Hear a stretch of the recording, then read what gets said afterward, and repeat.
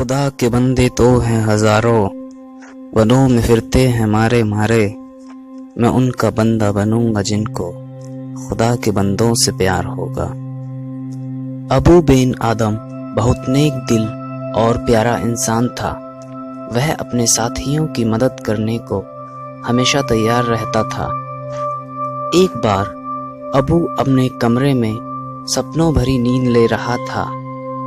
चांद की चांदनी उसके कमरे में दाखिल हो रही थी और उसका चेहरा नरगिस के फूल की तरह खिला हुआ था।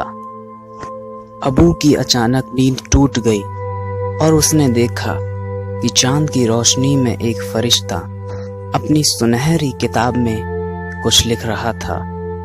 अबू का दिल गहरे सुकून में था और उस सुकून ने उसे हिम्मत दे दी कि वह फरिश्ते से पूछे कि वह क्या लिख रहा था। फरिश्ते ने अपना सिर उठाया। उसके चेहरे से नूर झलक रहा था।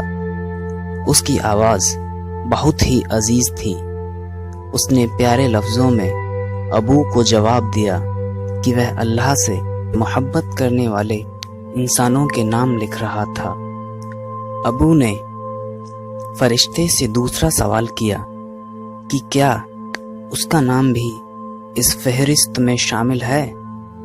फरिश्ते ने ना में जवाब दिया, पर इस जवाब से अबू को कोई मायूसी नहीं हुई। उसने फरिश्ते से धीमी और खुशगवार आवाज में दरख्वास्त की कि उसका नाम इंसानों से प्यार करने वाले लोगों की फहरिस्त में दर्ज कर लिया जाए। फरिश्ते ने अबू की दरख्वास्त को लिख लिया और गायब हो गया। फिर वह अगली रात दोबारा आया। उसका चेहरा तेज रोशनी से चमक रहा था। अबू जाग गया। फरिश्ते ने अबू को उन इंसानों की फहरिस्त दिखाई जिनसे अल्लाह को प्यार था और जिन्हें अल्लाह ने अपनी रहमत से नवाजा था। अबू को हैरानी और खुशी एक साथ हुई जब उसने अपना नाम अल्लाह को सबसे प्यारे लगने वाले इंसानों की फहरिस्त में सबसे ऊपर लिखा देखा। उसकी आंखों से खुशी के आंसू बहने लगे। हमारी आज की कहानी यहीं खत्म होती है और आप मुझे कमेंट करके ज़रूर बताइएगा कि ये कहानी आपको कैसी लगी और मेरा चैनल सब्सक्राइब करना ना भूलें ताकि मेरी आने वाली कहानियाँ आप सुन सकें।